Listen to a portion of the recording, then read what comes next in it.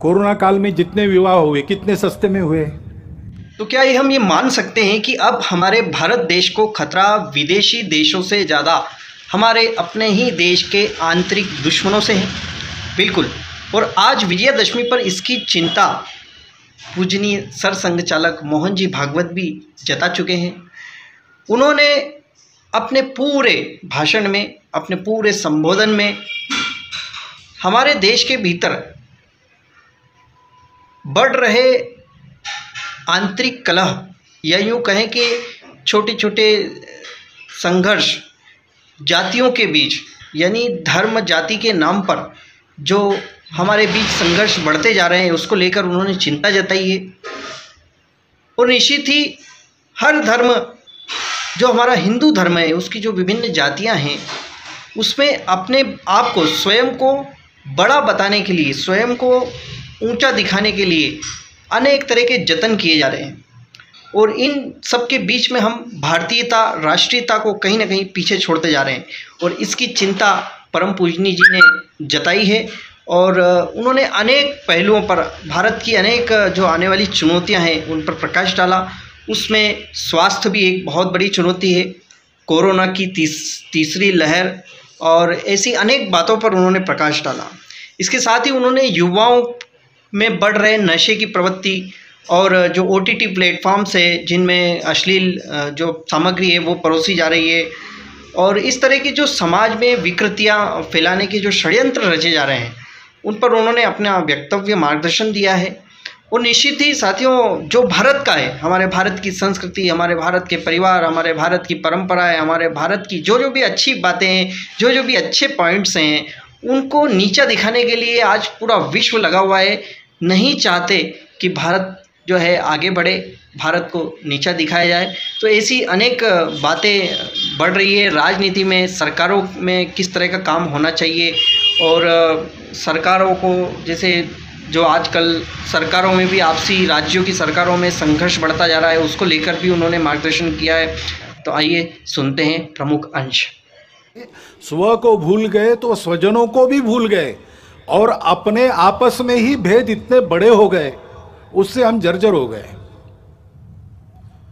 एक दूसरे को बराबरी से देखने के लिए तैयार नहीं, आपस में संघर्ष, पंथ, प्रांत, जाति, भाषा, सब प्रकार के भेद, जो विविधता थी उसकी चौड़ी खाइयां बन गई हमको बांटने वाली।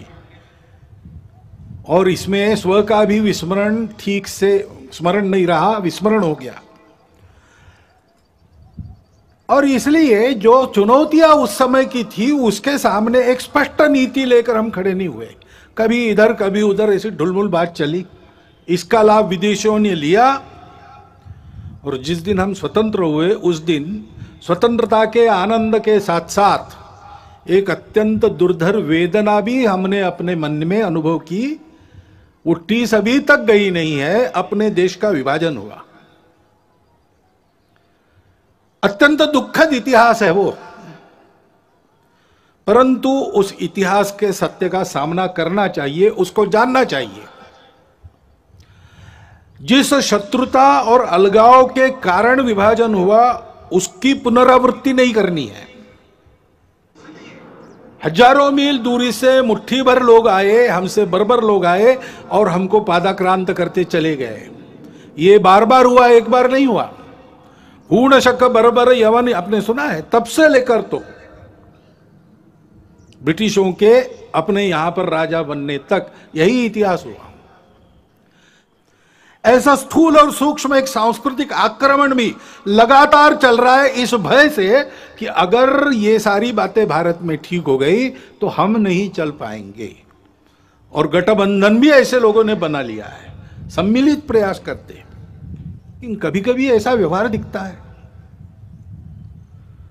यानी एक भारत का ही राज्य है, दूसरा भी भारत का ही राज्य है, उसकी पुलिस आपस में युद्ध करती है, गोलियों से लोग मारे जाते हैं। हम एक देश के वासी हैं कि क्या है?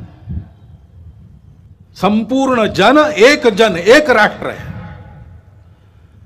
लेकिन ऐसा पोषक व्यवहार सत्ता में बैठे लोगों का भी होता हुआ नहीं दिखता। तो समाज को कहां से उद्बोधन मिलेगा, कहां से पथ प्रदर्शक पाथेय मिलेगा? और तकनीकी के आधार पर नई नई बातें जो आ रही, वो और आग में घी डालने का काम कर रही। नियंत्रण नहीं है उसका। ओटीटी प्लेटफॉर्म्स है, उस पर कैसे कैसे चित्र आते हैं, क्या क्या आता है। अभी तो कोरोना में बालकों के हाथ में भी मोबाइल आ गया और ऑनलाइन तो देख ही रहे, और क्या देखते क्या नहीं इसका कोई नियंत्रण नहीं। और ओटीटी प्लेटफॉर्म पर क्या दिखाना इसका भी कोई नियंत्रण नहीं। देश में तरह तरह के नशीले पदार्थ आते, उनकी आदतें बढ़ रही है। वो कैसे रोकी जाए, कैसा हो, पता नहीं। उच्च वर्ग से लेकर तो बिल्कुल आखिरी आदमी तक समाज के जितने भी स्तर है, सब में भयंकर व्यसन। और उस व्यापार से आने वाला पैसा किसके हाथ में जाता है हम सबको पता है। देश विरोधी कार्यों में उसका उपयोग होता है। सीमा पार के देश उसको प्रोत्साहन करते हैं। ऐसी सारी बातें चल रही है और अनियंत्रित बातें भी बढ़ रही है। बिटकॉइन जैसी करेंसी है, किस राष्ट्र का, किस नियम का उस पर नियंत्रण है मुझे नहीं पता। एक स्पर्धा खड़ी हो रही है। इन सब बातों को नियंत्रित करना, समाज के हित में चलाना, ड्रग्स जैसे व्यसनों का पूर्ण निराश हो इसका प्रयास करना, यह शासन को करना चाहिए, करना पड़ेगा। नव तरुण होने के बाद जब दुनिया में जाता है और दुनिया के आगे खड़ा होता है, तो उस व्यक्ति को क्या लेना क्या नहीं लेना, क्या ठीक है क्या गलत है, इसका विवेक जो मिलता है वो घर से तैयार होके मिलता है, माता पिता के आचरण के उदाहरण से मिलता है, घर में जो अपनी कुलरीतियां पद्धतियां चलती है उसके संस्कारों से मिलता है। उनको ठीक करने से बहुत सारी बात बिना शासन के भी हम कर पाएंगे। और इसलिए कुटुंब प्रबोधन की गतिविधि हमारे स्वयंसेवक चलाते हैं। परंतु स्वभाषा, स्वभूषा, अपना भजन, अपना भोजन, इसका एक महत्व है। स्व का ज्ञान परंपरागत रीति से पीढ़ी दर पीढ़ी बनता रहे, इसलिए उस आचरण के बारे में चर्चा। और मैं अपने लिए रोज कुछ करता हूं, परिवार के लिए रोज करता हूं, समय देता हूं, पैसा देता हूं। देश समाज के लिए रोज क्या करता हूं, कितना खर्चा रोज करता हूं, इसका विचार होके ऐसे छोटे छोटे संकल्प लेना। और उसके आधार पर परिवार में सब लोगों का मन बनना चाहिए, नई पीढ़ी का भी बनना चाहिए। तो इस प्रकार के विपरीत वातावरण में भी उनकी प्रतिकार शक्ति जागृत रहने से, विवेक शक्ति जागृत रहने से वो उचित का ही चयन करेंगे। स्वाभाविकता तो उनका झुकाव अच्छे के तरफ ही है, केवल उसके लिए पोषक उनके मन बुद्धि के संस्कारों को बनाना चाहिए। उसके लिए यह गतिविधि चलती है। हमारे स्वयंसेवक भी और अन्य अनेक लोग भी ये काम कर रहे हैं। अभी इस प्रकार के हमारे प्रयास चलेंगे। बीच में कोरोना आ गया। कोरोना के पहले लहर का हमने बहुत अच्छा सामना किया, दूसरी लहर ने बहुत ज्यादा नुकसान किया। हम सब समाज में एक दुख का अनुभव कर रहे हैं। नई पीढ़ी के कई होनहार लोग, सक्रिय लोग इस कोरोना ने उठा लिए हम में से, असमय उठा लिए। उसका बहुत दुख है, उनके प्रति श्रद्धांजलि है। लेकिन वो होने के बाद भी तुरंत सावधान होकर पूरे समाज ने अपनी जान को हथेली पर लेकर दूसरे लहर का भी सामना किया, यशस्वी प्रतिकार किया। और अब तीसरे लहर की आशंका है तो भी अपना देश कोरोना के प्रतिकार में दुनिया में सबसे आगे है। ये परिस्थिति है। ऐसे कार्यकर्ताओं का अभिनंदन भी है, सारा देश अभिनंदन कर रहा है, हम भी उसमें सहभागी। तीसरे लहर की आशंका है, अब दिन ब दिन और मध्यम पड़ते जा रही है। लगता है कि नहीं आएगी, अथवा आएगी तो बिल्कुल परिणामकारक नहीं होगी।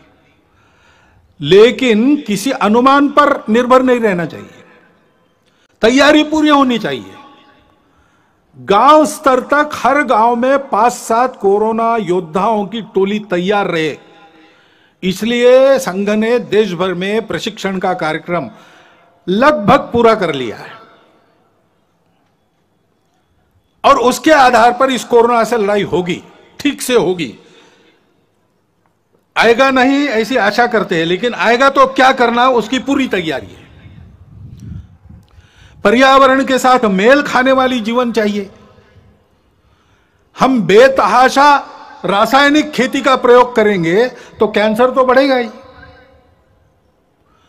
हम अगर हर जगह प्लास्टिक से प्रदूषण लाएंगे तो हम जिस सांस से हवा भरते हैं वो सांस अपनी विषैली हो जाएगी। और इसलिए हमारे यहां पानी का उपयोग ठीक से करना, नाप तोल कर करना। पानी सबके लिए आवश्यक है, लेकिन अगर हम पानी को अमर्यादित खर्चा करने लगे तो सबको पानी नहीं मिलेगा। कोरोना काल में जितने विवाह हुए कितने सस्ते में हुए। हमारे ध्यान में कई बातें आ गई कि हम जो खर्चा करते हैं वो कितना खर्चा फालतू होता है। इतना हम बढ़ेंगे तो पर्यावरण कितना झेल सकता है। अभी जैसे एक अचानक आ गया, वायव्य सीमा के पार तालिबान खड़ा हो गया। अब तालिबान का पूर्व चरित्र क्या है हम सब जानते हैं, और उसकी जो बातें हो रही है वो दो प्रकार की हो रही है। कभी कहता है कि अच्छे रहेंगे, कभी कहता है कि नहीं हम वही है पहले से। तो इसका एक स्पष्ट संकेत है कि हमसे सावधान रहना चाहिए। और तो और उस समय उसका समर्थन करने वाले जब खड़ा हुआ तब रशिया भी था, तुर्कस्तान भी था, चीन और पाकिस्तान तो आज भी है।